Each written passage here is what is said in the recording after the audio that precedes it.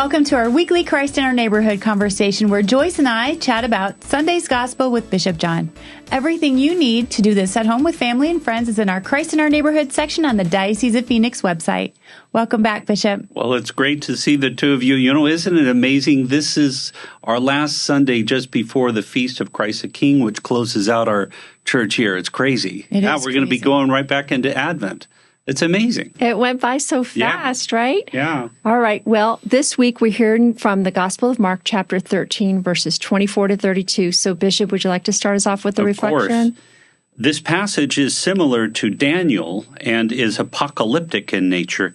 It, too, speaks of the end of days. With a little more detail than Daniel in our first reading, Mark describes some of the horrors to be expected: tribulation, a darkened sun, a lightless moon, falling stars, etc.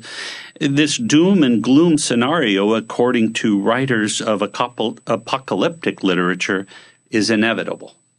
Nevertheless, after all is said and done, the elect will be gathered and enjoy the bliss of God's kingdom. Unlike Daniel, who speaks generally about how the elect shall be gathered, Mark is specific.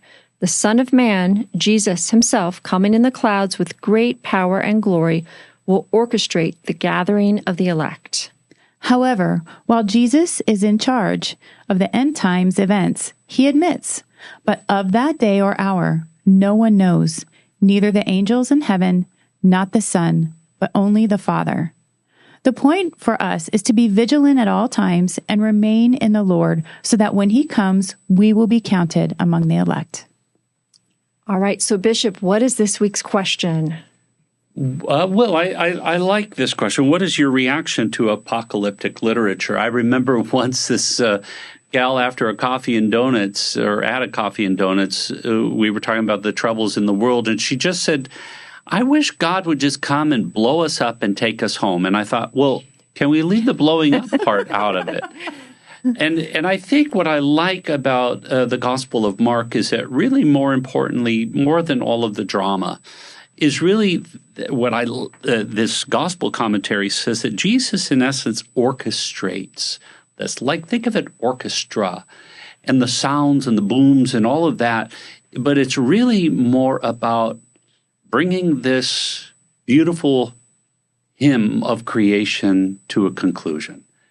And I think there's something beautiful about that. And it's sort of like the cymbals are, banging, and everything is now coming to the end. It's the grand finale, and I like that. Kind of like the end of the 4th of July fireworks. Yes, when they do exactly. The huge finale. Yeah. That's a great way to think of it, Bishop. I don't know. My reaction to apocalyptic literature, to me, it's like, it's definitely sobering, right? It can even be a little bit scary. I think it's a warning for each of us just to be ready at all times. It's kind of like maybe if you've had the unfortunate possibility of red and blue lights in your rearview mirror, a police officer pulling you over. Ma'am, do you know how fast you were going? No, sir. And maybe you just get a warning, but that warning is going to stick with you for, get this, 40 years. That happened to me in college. And I have been so careful since then. So see, it's a warning. Right. And so, but we have to I think we take apocalyptic literature like this in context, and the larger context is, what is Jesus always saying? But do not be afraid. Right. He tells the apostles, it is I, fear not, it is I. Or when he tells the synagogue officials, don't be afraid, just believe. So keeping it in context, I think the tagline would be, so don't be afraid, be ready. Right. Oh, I like that. Yeah, this language is always scary to me. I mean, it's just scary, but it's a call to trust. And also remember that, like you said, apocalyptic literature is not meant to be taken literally. Right. And so there are a lot of ways this could play out.